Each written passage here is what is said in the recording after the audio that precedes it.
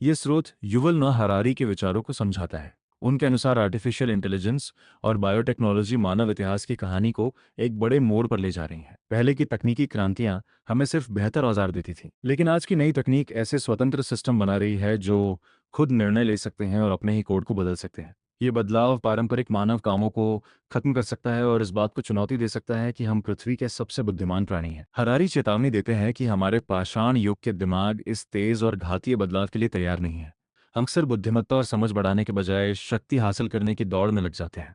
आखिरकार ये पाठ कहता है कि हमें सबसे पहले अपने अंदर के विश्वास के संकट को हल करना होगा। तभी हम सुनिश्चित कर पाएंगे कि ये नई तकनीकें और नई बुद्धिमान संस्थाएं हमारे अच्छे मूल्यों को आगे बढ़ाएं, न कि हमारी बुरी आदतों को। क्या आप कभी आधी रात को अचानक जागे हैं उस अजीब बेचैन एहसास के साथ कि आपके आसपास कुछ बहुत बुनियादी बदल रहा है, लेकिन आप ठीक ठीक समझ नहीं पा रहे कि क्या? जैसे आप एक ट्रेन में बैठे हो जिसकी दिशा इतनी हल्के से बदल रही हो कि आपका शरीर तो उस मोड़ को महसूस कर ले, पर आपका चेतन मन अभी तक उसे पहचान न पाया हो। आज मानव जाति के रूप में हम ठीक उसी स्थिति में खड़े हैं। हम सिर्फ एक और बदलाव के दौर से नहीं गुजर रहे, हम एक पूरे युग के बदलाव से गुजर रहे हैं, इतना गहरा कि हमारी वह बुद्धि जो हजारों वर्षों के विकास के दौरान तत्काल और ठोस खतरों को पहचानने के लिए बनी थी, उसकी विशालता को समझ ही नहीं पा रही। जो कुछ आज हो रहा है वह मानव इतिहास का केवल एक नया अध्याय नहीं है, यह संभवतः एक बिल्कुल नई कहानी की शुरुआत है। एक ऐसी कहानी जिसमें मानव होने का अर्थ हमारी आंखों के सामने बदल रहा है। और सबसे अद्भुत बात यह है कि इतिहास के हर बड़े परिवर्तन के विपरीत ये परिवर्तन हमारी चेतना के साथ हमारे ही हाथों से हो रहा है। इसे समझने के लिए हमें अपनी यात्रा की ओर पीछे देखना होगा। सैकड़ों हजारों वर्षों तक होमो सेपियंस एक ऐसे संसार में जीते रहे जहां परिवर्तन अत्यंत धीमा था। 70,000 वर्ष पहले का शिकारी संग्राहक अपने 1 लाख वर्ष पुराने पूर्वजों से बहुत अलग नहीं था। औजार, विश्वास, सामाजिक संरचनाएं सब एक जीवन काल में लगभग अपरिवर्तित रहते थे। हमारा मन उसी स्थिर दुनिया के लिए बना जहां अतीत को समझना भविष्य को सुरक्षित बनाने का सबसे भरोसेमंद तरीका था। फिर लगभग 12,000 वर्ष पहले कृषि क्रांति आई। हमने खाना बदोश जीवन छोड़ा, एक स्थान पर बसना शुरू किया, प्रकृति को नियंत्रित करना सीखा।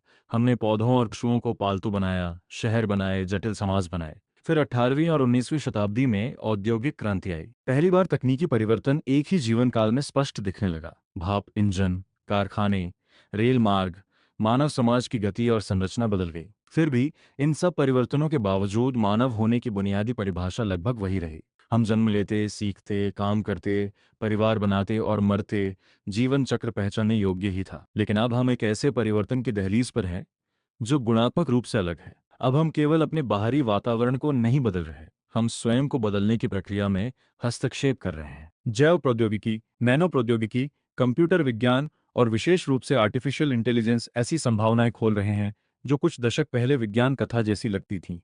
क्रिस्पर तकनीक हमें अभूतपूर्व सटीकता से डीएनए संपादित करने की क्षमता दे रही है। ब्रेन मशीन इंटरफेस हमारे मस्तिष्क और मशीनों के बीच गहरा जुड़ाव संभव बना रहे हैं। दीर्घायु अनुसंधान मानव जीवन को दशकों तक बढ़ाने की दिशा में काम कर रहा है। और एआई ये सिर्फ एक उपकरण नहीं है, ये एक एजेंट है, ऐसी सत्ता जो स्वयं निर्णय ले सकती है, सीख सकती है, नए विचार बना सकती है। इतिहास में पहली बार हम ऐसे अस्तित्व बना रहे हैं जो हमारी बौद्धिक क्षमता को चुनौती दे सकते हैं। हमारी पहचान अब तक इस विश्वास पर टिकी थी कि हम पृथ्वी के सबसे बुद्धिमान प्राणी हैं। पर यदि ऐसा ना रहा तो? यदि मशीनें हमसे बेहतर सोचने लगें, यदि वे कला रचें, रणनीति बनाएं, धर्म की व्याख्या करें, आर्थिक प्रणालियां चलाएं, ये केवल दार्शनिक प्रश्न नहीं है, इनके गहरे व्यावहारिक परिणाम होंगे।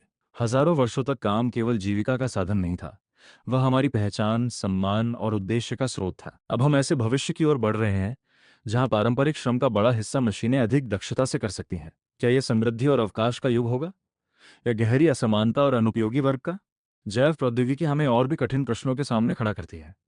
क्या केवल अमीर लोग अपने बच्चों के जीन सुधार पाएंगे? क्या हम बीमारी और सामान्य क्षमता बढ़ाने के बीच की रेखा तय कर पाएंगे? कौन तय करेगा कि भविष्य की पीढ़ियों के लिए क्या उचित है? और शायद सबसे गहरा परिवर्तन एआई में है। यदि हम सामान्य कृत्रिम बुद्धिमत्ता विकसित कर लेते हैं जो हर बौद्धिक कार्य कर सके, तो पहली बार इतिहास में मानव बुद्धि की विशिष्ट स्थिति समाप्त हो सकती है। एआई पहले ही शतरंज और रणनीतिक खेलों में मनुष्यों को पीछे छोड़ चुकी है। वह वाहन चलाना, रोगों का निदान करना, संगीत और कला बनाना सीख रही है।